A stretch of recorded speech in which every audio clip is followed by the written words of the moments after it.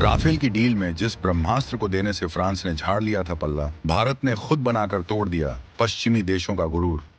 America और चीन की मोनोपोली का अब होगा अंत। सिर्फ 3 मिलीमीटर के जादुई टुकड़े से भारत ने बदला युद्ध का पूरा नक्शा।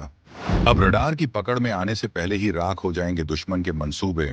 1000 डिग्री की गर्मी झेलने वाले स्वदेशी कवच ने मचाई खलबली।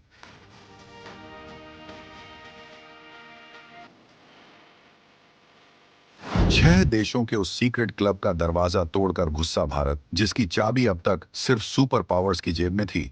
सिलिकॉन की दुनिया अब हुई पुरानी। भारत की लैब में तैयार नीले और हरे जादुई क्रिस्टल से शुरू हुई 2025 की असली रक्षा क्रांति। दोस्तों, दुनिया में ताकत की भाषा ही सबको समझ आती है, और जब बात अपनी सुरक्षा की हो तो भीख में मिली तकनीक से जंग नहीं जीती जाती।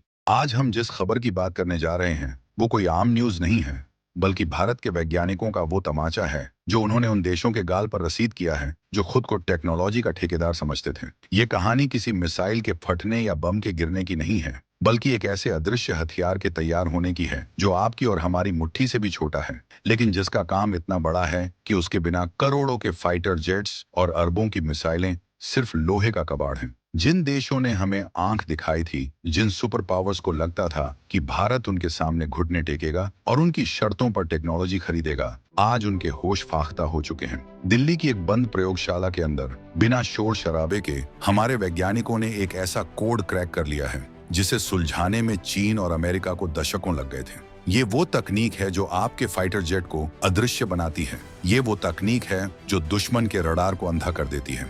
आखिर क्या है वो चीज जिसे पाने के लिए दुनिया तरस रही थी और भारत ने उसे अपने दम पर हासिल कर लिया?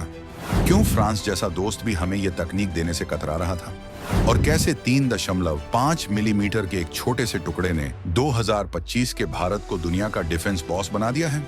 क्या अब पाकिस्तान और चीन के रडार भारत के विमानों को पकड़ने में नाकाम रहेंगे? क्या भारत अब रक्षा क्षेत्र में पूरी तरह आत्मनिर्भर हो चुका है? इन सारे तीखे सवालों के जवाब हम आपको इस वीडियो में आगे देने वाले हैं। हम आपको बताएंगे इस धमाकेदार खबर की पूरी कहानी, तो बने रहिएगा वीडियो पर। और इस संबंध में आपके जो भी विचार हों कमेंट में लिखकर जरूर बताइएगा।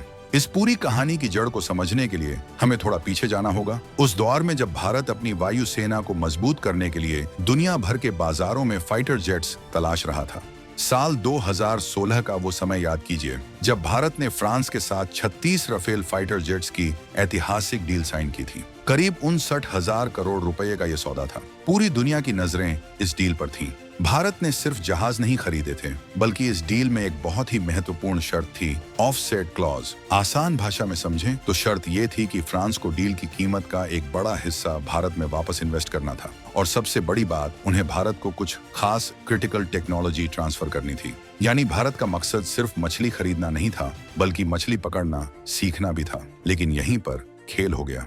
जब बारी आई असली हाई एंड टेक्नोलॉजी देने की, तो फ्रांस और अन्य पश्चिमी देशों के हाथ बंद गए। उन्होंने हमें हवाई जहाज तो दे दिए, नट बोल्ट दे दिए, लेकिन उस जहाज का जो दिमाग था, जो उसकी आत्मा थी, वो देने से साफ मना कर दिया। हम बात कर रहे हैं गैलियम नाइट्राइड टेक्नोलॉजी की। ये नाम सुनने में आपको केमिस्ट्री का कोई बोरिंग सा शब्द लग सकता है, लेकिन रक्षा की दुनिया में ये सोने से भी ज्यादा कीमती है। जब भारत ने फ्रांस से कहा कि हमें ये तकनीक दीजिए, तो जवाब मिला नॉन स्टार्टर, यानी इस पर तो बात ही नहीं हो सकती।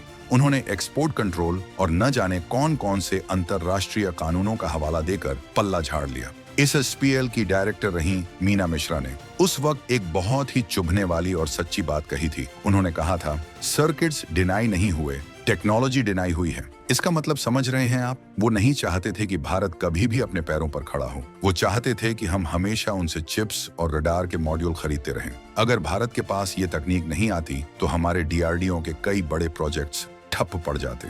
हमारा long range solid state radar, हमारे हवा में उड़ने वाले जासूसी विमान और हमारी मिसाइलों की आंखें, सब कुछ कमजोर पड़ जाता। ये एक तरह का तकनीकी रंगभेद था, जहां अमीर देश अपनी टॉप टेक्नोलॉजी को अपनी तिजोरी में बंद करके रखना चाहते थे, ताकि भारत जैसा देश कभी उनके बराबर खड़ा ना हो सके। लेकिन वो शायद ये भूल गए थे कि भारतीय वैज्ञानिक चुनौतियों को अवसरों में बदलना जानते हैं। जब दरवाजे बंद कर दिए जाते हैं तो हम दीवार तोड़कर नया रास्ता बना लेते हैं।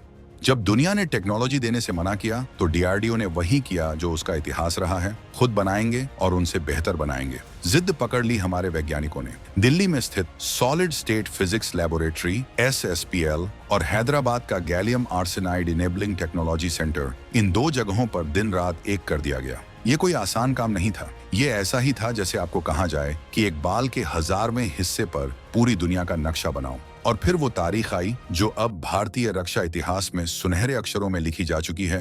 23 मार्च 2023। ये वो दिन था जब दिल्ली की प्रयोगशाला में भारत माता की जय के नारे गूंज उठे। हमारे वैज्ञानिकों ने गैलियम नाइट्राइड आधारित monolithic microwave integrated circuits MMICS बनाने का कोड क्रैक कर लिया। ये एक बहुत बड़ी जीत थी।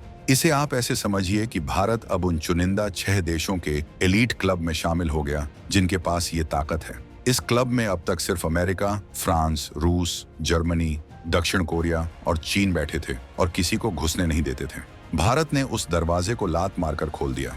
डीआरडीओ की महानिदेशक माइक्रो इलेक्ट्रॉनिक डिवाइसेस सुमा ने उस दिन को रेड लेटर डे कहा था, यानी एक ऐसा दिन जिसे कभी भुलाया नहीं जा सकता। जो चिप्स भारत ने बनाए वो दुनिया के किसी भी बेहतरीन चिप से कम नहीं थे। ये चिप्स हैदराबाद की गेटेक लैब में फैब्रिकेट किए गए, यानी बनाए गए। हफ्तों तक इनकी कड़ी टेस्टिंग चली। इन्हें गर्म किया गया, ठंडे में रखा गया, वाइब्रेशन में डाला गया। हर तरह की क्रिटिकल फंक्शनैलिटी में ये खरे उतरे।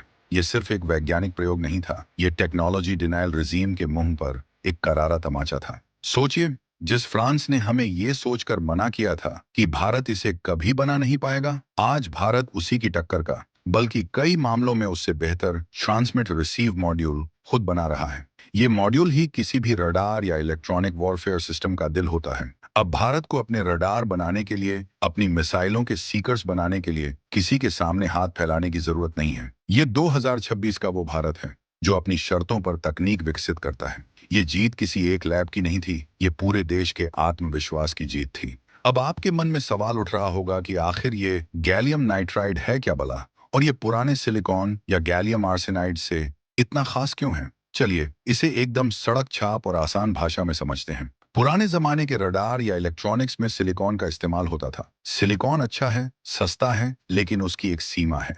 जैसे ही आप उस पर ज्यादा पावर डालते हैं या तापमान बढ़ता है, वो हाँफने लगता है, उसकी परफॉर्मेंस गिर जाती है। लेकिन गैलियम नाइट्राइड सेमीकंडक्टर की दुनिया का बाहुबली है। ये गैलियम और नाइट्रोजन का एक ऐसा मिक्सचर है जो बहुत ही ज्यादा रफ एंड टफ है। इसकी सबसे बड़ी खासियत है पावर डेंसिटी, यानी एक छोटे से चिप में ये बहुत ज्यादा पावर हैंडल कर सकता है। पुराने चिप्स के मुकाबले ये 10 गुना ज्यादा वोल्टेज झेल सकता है। दूसरी खासियत है गर्मी। जंग के मैदान में जब मिसाइलें उड़ती हैं या फाइटर जेट सुपरसोनिक स्पीड पर होते हैं तो वहां तापमान बहुत ज्यादा होता है। साधारण चिप्स वहां पिघल सकते हैं या काम करना बंद कर सकते हैं, लेकिन हमारा ये देसी GAN चिप 1000 डिग्री सेल्सियस तक के तापमान में भी मजे से काम कर सकता है। इसे कोई फर्क नहीं पड़ता। डीआरडीओ के वैज्ञानिकों के मुताबिक एक 30 वॉट का जेन चिप सिर्फ 3.5 मिलीमीटर गुणा 3.5 मिलीमीटर का होता है। आप अपने हाथ की उंगली के नाखून को देखिए, ये चिप उससे भी छोटा है, लेकिन इस नन्हे से चिप के अंदर इतनी ताकत है कि यह सैकड़ों किलोमीटर दूर से आ रहे दुश्मन के जहाज को पकड़ सकता है। यही तकनीक आज के दौर के सबसे खतरनाक radar AES radar, active electronically scanned अरे की जान है। आपने अक्सर सुना होगा कि भारत के तेजस मार्क 2 या M का फाइटर जेट में उत्तम रडार लगेगा। वो उत्तम रडार इतना ताकतवर क्यों है? क्योंकि उसके अंदर यही GAN टेक्नोलॉजी वाले हजारों छोटे छोटे मॉड्यूल लगे हैं। ये रडार दुश्मन को बहुत दूर से देख लेते हैं, जबकि दुश्मन को पता भी नहीं चलता कि उसे देखा जा रहा है। ये हाई फ्रीक्वेंसी पर भी शानदार काम करते हैं और इनका साइज भी बहुत छोटा होता है, जिससे फाइटर जेट का वजन कम रहता है और वो ज्यादा हथियार ले जा सकता है। जहां सिलिकॉन फेल हो जाता है, जहां पुराने जमाने के चिप्स घुटने टेक देते हैं, वहां भारत का ये ब्रह्मास्त्र काम करता है। दोस्तों, साल 2025 से 26 तक आते आते इस एक खोज ने भारत की सैन्य ताकत को पूरी तरह बदल कर रख दिया है। जो चीन और पाकिस्तान कल तक अपनी टेक्नोलॉजी पर इतराते थे, अब वो बैकफुट पर हैं। क्यों? क्योंकि युद्ध में जीत उसकी नहीं होती, जिसके पास बड़ी बंदूक है, जीत उसकी होती है जो पहले देख ले और पहले फायर कर दे। और भारत की ये GAN टेक्नोलॉजी हमें फर्स्ट लुक फर्स्ट किल की क्षमता देती है। अब भारत अपने फाइटर जेट्स, अपनी आकाश और अस्त्र जैसी मिसाइलों के लिए पूरी तरह से आत्मनिर्भर है। हमें किसी विदेशी सप्लायर का मुंह नहीं ताकना पड़ता कि वो स्पेयर पार्ट्स देगा या नहीं। अगर कल को युद्ध छिड़ जाए तो कोई भी देश हम पर सैंक्शन, प्रतिबंध लगाकर हमारी सप्लाई लाइन नहीं काट सकता, क्योंकि खदान से लेकर फैक्ट्री तक सब कुछ अब भारत के अंदर है। कच्चा माल हमारा, वैज्ञानिक हमारे, लैब हमारी और फैक्ट्री भी हमारी। इसका एक बहुत बड़ा आर्थिक पहलू भी है। पहले हम इन रडार, मॉड्यूल्स और चिप्स को खरीदने के लिए विदेशों में अरबों डॉलर भेजते थे। हमारा खून पसीने का पैसा बाहर जाता था, लेकिन अब वो पैसा देश में ही बच रहा है। इतना ही नहीं, जो देश पहले हमें तकनीक देने से मना कर रहे थे, अब वही देश भारत से पार्टनरशिप करने के लिए लाइन में लगे हैं। इसे कहते हैं वक्त का पहिया घूमना। आज भारत न सिर्फ अपनी जरूरतें पूरी कर रहा है, बल्कि हम इस स्थिति में आ गए हैं कि हम मित्र देशों को ये सिस्टम एक्सपोर्ट कर सकें।